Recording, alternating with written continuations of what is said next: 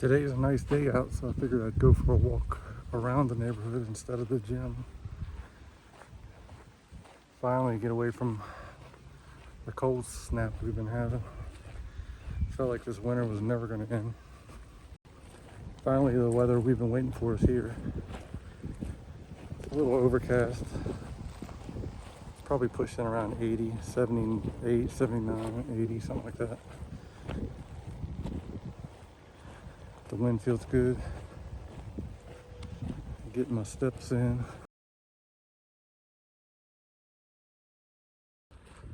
I've been hanging at 257, 258 range. Hopefully I can get over that hump. Sometimes you level off. You have these sticking points along the way where it's going to take you a little while to pass them. Then you can start dropping weight again. Sometimes you have to drop some calories.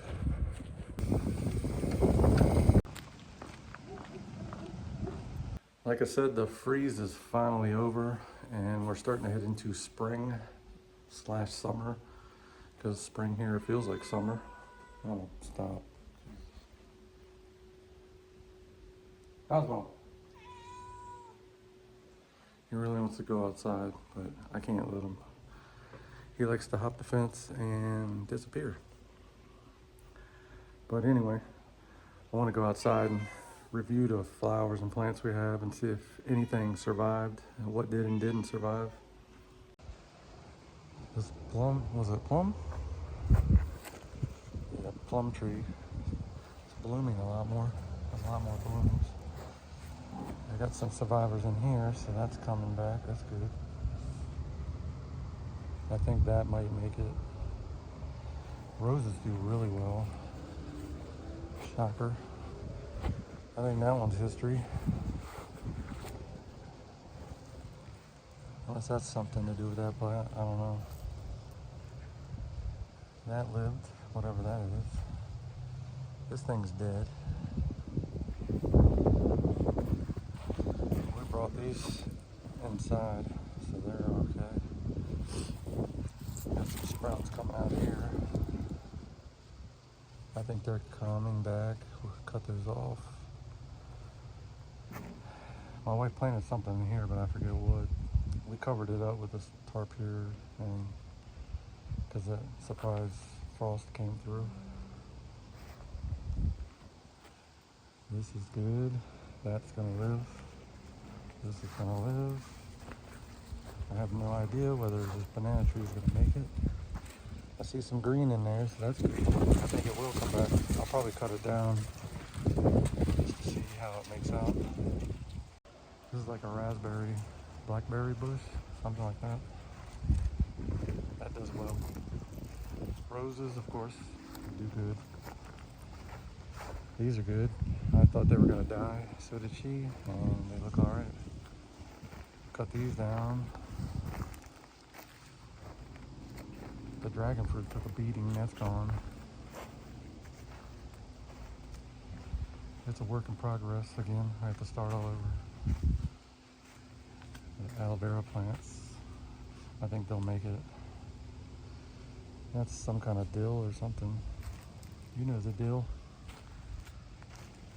I'm not sure what she has in here, or if she's even got anything in here. I don't think we've done anything with these beds yet. Those are onions, I believe. These are all ones we saved, or kind of saved. We cut down the big ones over here and divided them up and made some smaller plants. We took these inside. They're not sprouting yet, but they should be fine. They're doing a little roof construction over there.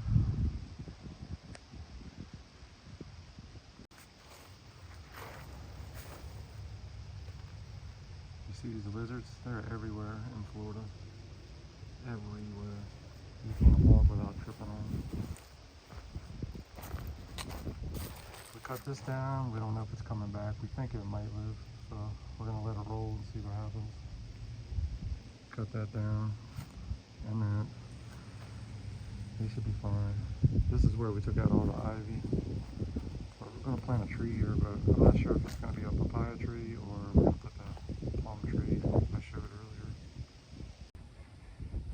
each tree we planted. Seems okay. That's one thing you'll find out about Thailand is the soil.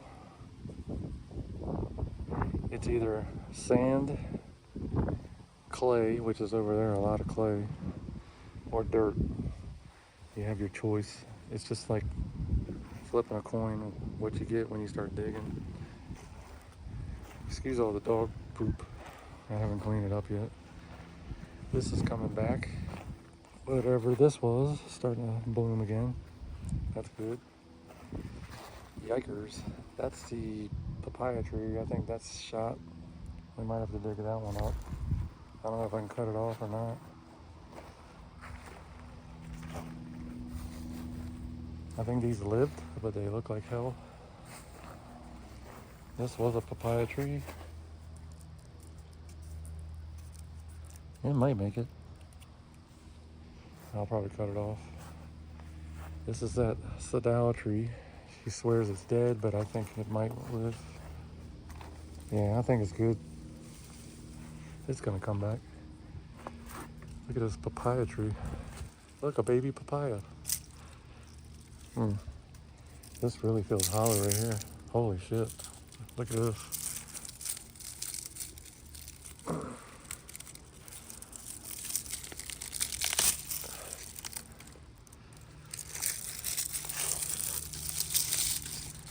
Yeah, I'm gonna have to cut that off. That's the neighbor's mango tree. We'll see how that goes. We're still cleaning up the mess, as you can see. The dogs are liking it because it's warmer. Dreaming about his escape. My wife's got the itch. She wants to go out and buy more plants already. I know it's coming. That's probably going to be a Monday thing. We're going to go out and probably look for more stuff to plant. I told her she needs to plant what she's got now before she starts buying more stuff. But yeah, my job. I love my job, but there's some aspects of it I just can't stand. I shouldn't say can't stand, but I don't like. Ever since they found out I did like construction maintenance in the past, they're always asking me to like do stuff around the facility, you know, the school or whatever. And, you know, I don't mind if it's something small or whatever, but, you know, it just seems to grow and grow and grow. And they're like, well, we're paying you. And I'm like, yeah, but you hired me for one job, you know. You hired me to drive, not, you know, do maintenance. That's two jobs. Everybody else is getting paid like the same or more than me, and they're just doing one job. Now I got to do two jobs. So it's kind of annoying. And some of the jobs I can't really do during work hours. I have to come in and maybe do them on a weekend or something. And plus, you know, there's just all kinds of things to come with it. I don't know everything. I know some things, but I just hate to even get involved because I have no cushion or bailout if something goes wrong, you know. If I open up a wall and go to do some work or something and then I run into something major, then it's like, okay, you know. I don't want to have any issues or problems or be liable for anything if something goes wrong. So that's kind of where I'm at with that. And it's kind of the whole reason I took the job was I wanted to get out of that kind of work. I don't have anything against it. You know, I do a lot of that stuff at home and I'm just kind of burnt out on it. I can't explain it.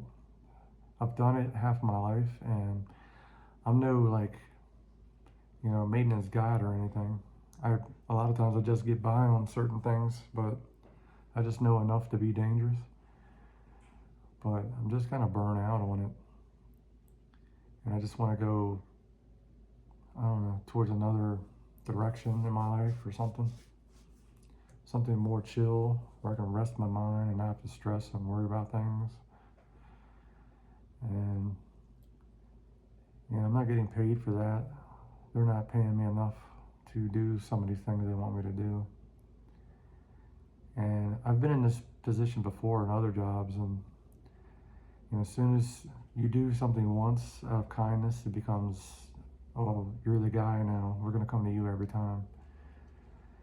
And also I've learned from it is in the past is the one time you say no, or you challenge something, or tell them you can't do something, or you don't want to do something, they tend to get an attitude, or sometimes even put a target on your back, you know. And I don't want to be looked down upon, or, you know, have to worry about, I mean, I don't care. You know, if they want to get rid of me, they can get rid of me. I don't care. It's not like a major job or I'm getting paid a lot. I'm just kind of doing it because it's a flexible job, and you know, it's kind of a rewarding job. But you know, I'm not going to lose sleep over it. I'm not getting enough money and hours to even, you know, worry about that. But anyway, it's just more of a, you know, they look at you different, treat you different, and I don't want to go through all that crap, you know, just because I don't want to do something. Or there might be something I don't feel comfortable doing. Because they did ask me to do some electrical stuff, and I was like, no, I'm not doing that.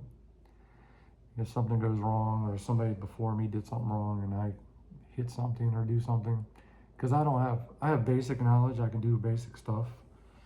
I mean, I can wire outlets and switches and change lights and balances and all this other kind of stuff, but like anything major, I don't want to deal with it, you know.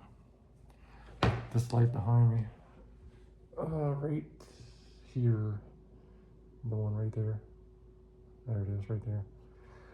That's flickering now, and I need to change the ballast in it.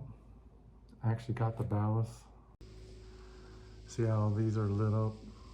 This one here is not lit up. It has a tendency to flicker like that. I'm no expert, but in my opinion and my past experience, that kind of issue, when something's flickering like that, it usually means it's like a ballast issue.